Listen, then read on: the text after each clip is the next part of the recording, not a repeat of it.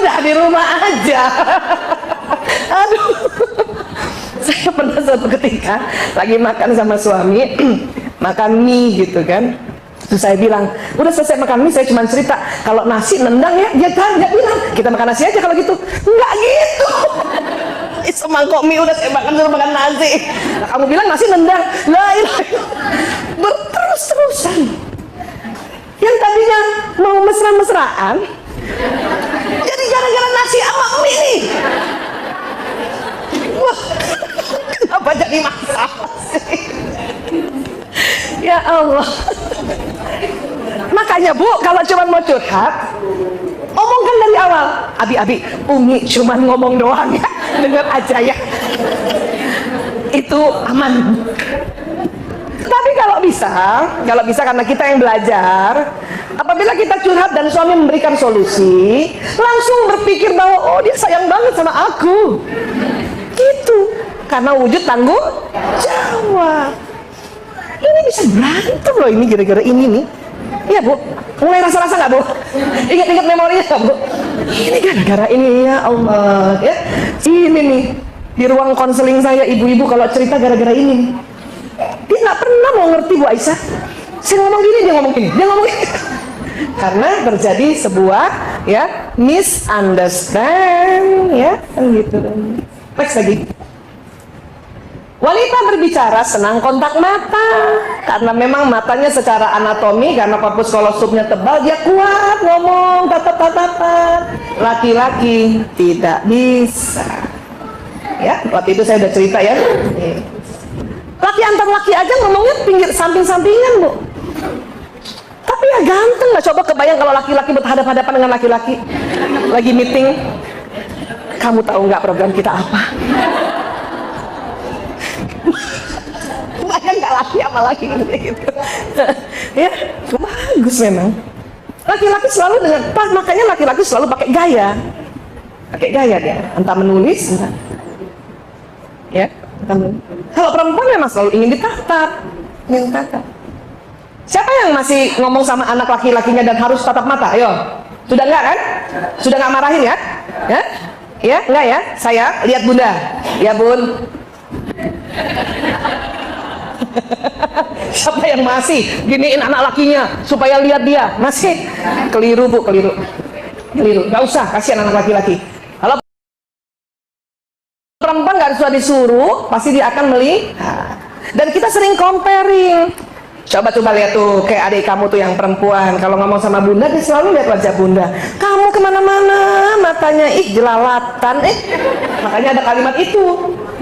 Padahal bukan begitu. Anak laki juga sebenarnya nggak tahu kenapa dia begitu. Dia nggak tahu, kan dia belum tahu kalau otaknya tipis kan. Itu anak laki kan.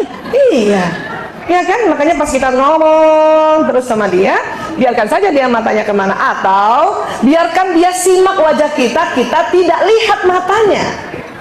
Masalahnya di mata, tatap-tatapan mata itu laki-laki tidak kuat. Ya, kalau dia mau si anak laki menyimak wajah kita, ya kita ya kemana kayak gitu. Apa kalau ibu mau nasihatin anak laki-laki, kasih papan tulis, ibu nulis di papan, pasti liatin ibu tuh. Ya, kayak gitu. Yang dia tahan apa? Ditatap matanya. Ya, lanjut. Masih ingat saya waktu itu cerita? Ya, siapa yang mesra-mesraan sama suami masih di samping suami? Suami laki-laki, sudut pandang matanya karena ya kornea dan retina matanya itu tidak bisa melebar, dia memanjang lurus. Ya, perempuan yang melebar. Makanya perempuan selalu ribut kalau suami mau nyalip mobil, awas, lihat kanan kiri. Suami saya bilang, ngapain lihat kanan kiri, orang itu di sana. Kan gitu. Ya, makanya ini harus dipahami, ini harus dimengerti. Karena ini yang pagi-pagi selalu berantem cari seragam, cari dompet, cari apa lagi? Cari apa? Buku, apa lagi? Kunci. Mana Bu? Mana? Di sini doang sih jadinya. Padahal sudah sini. Dia nggak lihat. Memang begitu. Banyak sekali ya istri-istri ingin menyampaikan ucapan happy milad pada suaminya, dia taruh di mana? Taruh di atas kulkas yang paling atas di freezer. Suaminya bukannya pintu langsung. Padahal tulisan udah bagus, happy milad abi, barakallah fi umri, miss you, asik. Udah bagus, kagak dibaca.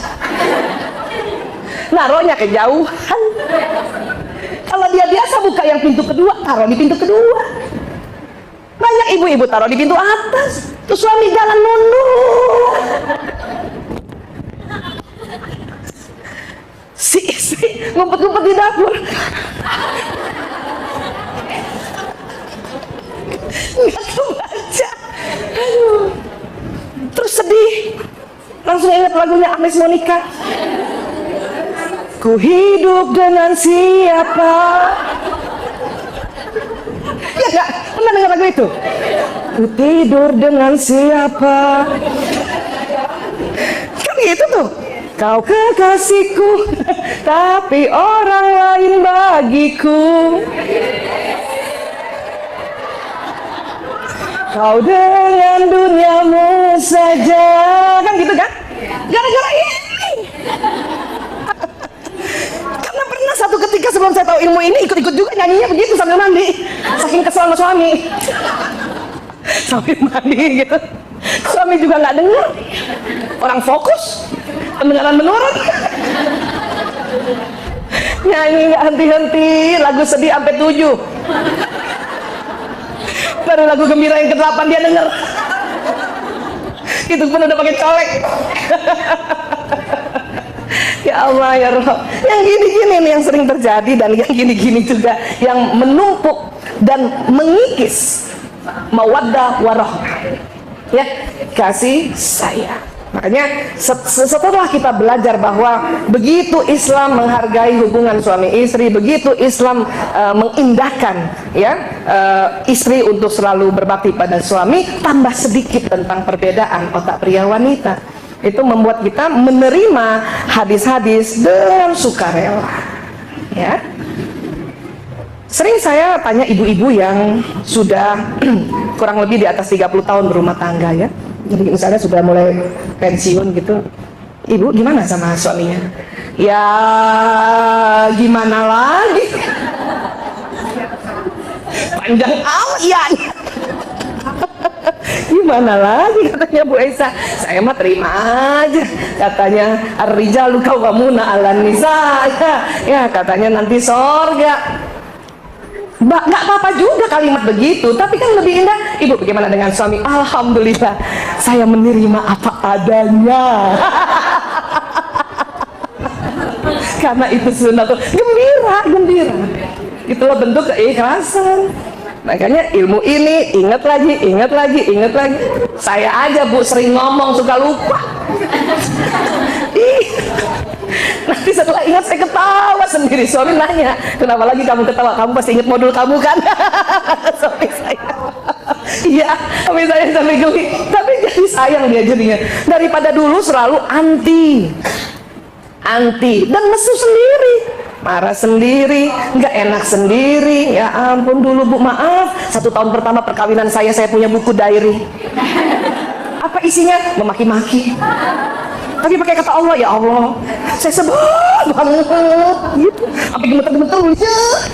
Padahal gara-gara ini. Lucu banget, sekarang mah nggak level. Lanjut. Wanita mendapat kesulitan membaca peta atau petunjuk jalan. Makanya kalau saya ditanya, Bu, saya udah pernah kesini. Iya Bu, tapi saya perempuan. Tolong ulang lagi, kemana tempat ibu itu? Utara selatan bingung kita Bu. Itu hanya 12% perempuan jago baca peta. Itu pun belajar sungguh-sungguh. Atau agak tomboy. Selebihnya ya Allah, nanti kalau pergi berdua dimarah-marahin sudah. Suami bawa mobil, kita suruh baca peta di undangan, baca. Kayak gitu kan? Pertama nggak mau nolak kan? Ya, suami biasa baca peta jangan gitu, balik-balik. Tercacat-cacat atau nggak Bu? Kalau kita lagi agak sedeng ya, mau mens kan langsung marah tuh. Baca sendiri aja deh. Suami saya sejak tahu ini nggak pernah lagi saya suruh baca peta. Daripada berantem nggak ada juntrungannya, ya makanya nggak usah. Ya, Makanya perempuan tuh sering banget taruh menandakan mana tangan kanan, mana tangan kiri. Iya. Kenapa sih nggak bisa dia baca peta utara, selatan, kiri, kanan? Karena ketebalan otak tengah. Korpus kolosum yang tebal, walaupun membuat kita bisa mengerjakan lebih dari satu pekerjaan berbeda dengan satu waktu, tapi dampaknya adalah sering salah tunjuk arah. Mas, belok kanan, Mas. Yang benar kanan apa kiri? Tidak. Yang salah kan? Makanya kalau punya anak perempuan, kita pergi ke tempat baru bisa hilang tuh. Tapi anak laki-laki dijamin tidak hilang. Dia tahu persis di mana posisi, letak di mana. Karena anak laki-laki otak kanannya berkembang duluan, karena otak peta tuh di kanan. Kita keluar lift aja bingung kanan kiri. Tadinya kanan kiri ya. Masya Allah. Saya masuk toilet aja suka bingung tuh. Tadi ke kanan masuk ke toilet lagi. Dulu saya menganggap saya pikun. Ya Allah, masih muda pikun. Ini ternyata saya udah tahu. Saya perempuan banget. Jadi bukan pikun. Alhamdulillah. Karena dulu saya pikir saya pikun. Ya Allah, umur 20 kok udah pikun ya, kanan kiri. Pernah gak mikir gitu Ibu? Bukan Bu. Itu karena kita apa Bu? Perempuan banget ya Allah. Gue feminin banget. Karena itu memang. Coba berkumpul kongres wanita barangkali ya. Kita akan cerita ini pasti semua mengangguk universal. Yang 12% aja enggak, kenapa? Agak tomboy. Testosteronnya agak banyak dikit. Saya emang enggak. Udah tahu saya bagian 12%. Saya emang 88%. Ya, ini dia. Dan laki-laki, waktu itu saya juga mungkin udah cerita, saya ulang sedikit. Pantang sekali kalau sedang mencari jalan, kita tanya orang. Nih, kecuali dia yang suruh Bu. Lagi cari jalan, bentar papa, pikir. Buka jendela, tahu nggak jalan Ambon di mana? Tanyanya sama maaf tukang parkir. Langsung merasa levelnya diturunkan di bawah tukang parkir. Kau tidak percaya pada aku? Aku itu lelaki yang otak kanannya dikembangkan lebih dulu oleh Allah dari otak kiriku. Itulah otak kita gitu. Cuman karena udah 4 bulan tuh muka, lurus, pos hansip kedua belok kanan. Laki tuh, laki. Dan kita kadang-kadang merasa gembira. Yes, untung papa nanya, mama nanya ya Pak. Kata suami, gara-gara itu gua 4. Bangga lagi, udah melecehkan suami. Saya setelah tahu ilmu ini Bu, kalau suami lagi cari jalan, asal belum mepet nih waktunya, saya biarin aja. Enak juga jalan-jalan. Muter lagi. Nanti dia juga yang lucu. Kita mau kesini lagi ya. Terus kita agak merendah. Terserah ayah aja, aku kan perempuan nggak tahu peta. Padahal udah gemes banget nih nanya. Kenapa perempuan nanya? Karena kita 20.000 kata. Kemampuan kita bicara, kemampuan kita bertanya. Karena kita 20.000 kata tadi. Jadi gemes. Untung ada ilmu tarik nafas.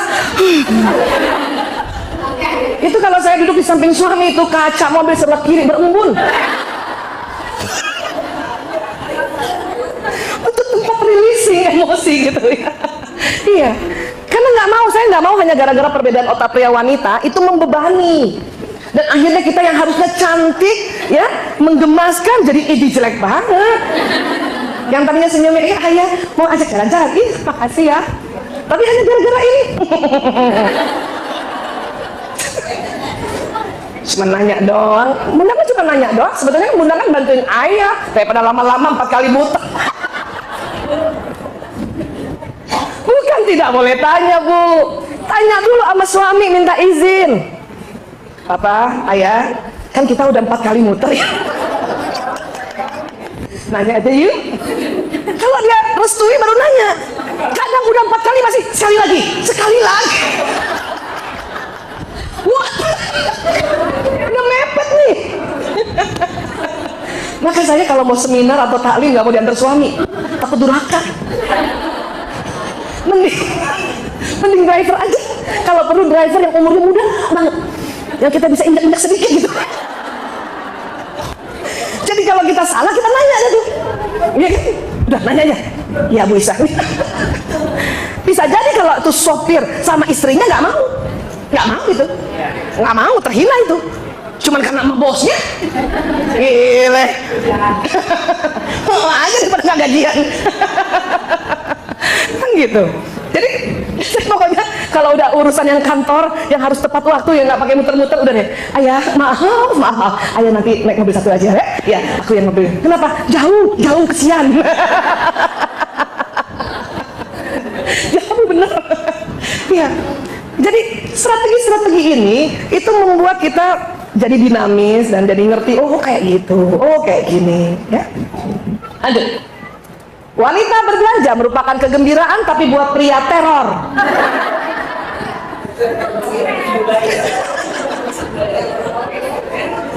Maksudnya begini, pria hanya sanggup mendampingi kita sama-sama itu 20 menit saja. 20 menit. Kalau ibu mau beliin baju anak laki-laki atau suami, tolong waktu baru sampai di mall 20 menit pertama buru-buru cari kebutuhan dia. Jangan cari kita dulu, karena kalau cari kita 2 jam dia udah marah, udah males. Udah deh, baju di rumah aja deh, udah nggak usah lah, ibu sih ya. Ingat berapa menit? 20 menit. Kamu gimana sih? Ibu mau cariin baju, kamu tuh besok mau ada acara. Nggak usah. Kenapa? Kelamaan. Mereka cuma sanggup 20 menit pertama pada saat kita sampai di toko tersebut untuk memenuhi kebutuhannya. Setelah itu bagaimana? Setelah itu dia senang, laki-laki senang mengadakan kesepakatan dulu. Apa? Ngomong, Bu. Apa? Ya, mama masih mau cari baju aku. Berapa jam? 2 jam. Nggak apa-apa, asal diomongkan. Ya udah mama aja duluan deh, aku nungguin di Nokia aja. Suami saya gitu. Ya udah ya, iya. Pasti dia tanya, cuman dia tanya, handphone lobet nggak? Enggak. Ah ya sudah. Paling cilaka udah nunggu 2 jam, handphone lobet. Ya kan? Laki-laki senang belanja, tetapi cara belanjanya laki-laki, dia datang ke tempat langganannya. Dan jarang jalan, yang jalan tuh nanti SPG. SPG yang jalan. Kalau kita yang jalan, ngapain SPG jalan? Repot-repot amat. Dia saya ke toko sebelah. Iya, ibu. Iya kan? Itu perbedaannya. Ya. Laki-laki itu senang dikasih. Dan laki-laki paling nggak suka disuruh memilih. Papa, bagusan mana nih? Merah atau biru? Lagi lihat gadget kan? Yang merah. Nah kan ada kalimat gitu kan? Oleh perempuan gitu, yakin Pak? Ya? Atau kalimatnya lebih ekstrim gini, udah dipilih yang merah, kata kita yang biru lagi Papa. Kata laki-laki, siapa suruh milih? Kenapa nanya? Iya. Dia paling males tuh karena tahu kebiasaan perempuan pas dipilihkan membantah. Sebetulnya bukan perempuan mau membantah, ibu. Perempuan lebih senang dipilihkan tapi tidak to the point, tidak langsung. Papa, bagus merah biru? Merah, nggak suka begitu. Dia perempuan suka begini, suaminya kalau dia pintar, suaminya kasih aja 3 menit. Papa, biru apa merah? Coba kamu gini. Nah, jalan. Oke. Kelihatannya merah. Kalau mama pakai merah agak langsingan kelihatannya. Itu gini. Walaupun kita tadinya mau pilih biru. Bener ayah? Iya. Cakep banget, cocok banget mas sepatunya. Lebih cerah gitu mukanya. Asik. Yang tadinya mau pilih biru tuh dengan rela si ibu tuh melepaskan yang biru. Wah, merah. Gila lu temen banget pakai baju merah. Suami gue yang milih. Jadi bukan kita mau membangkang.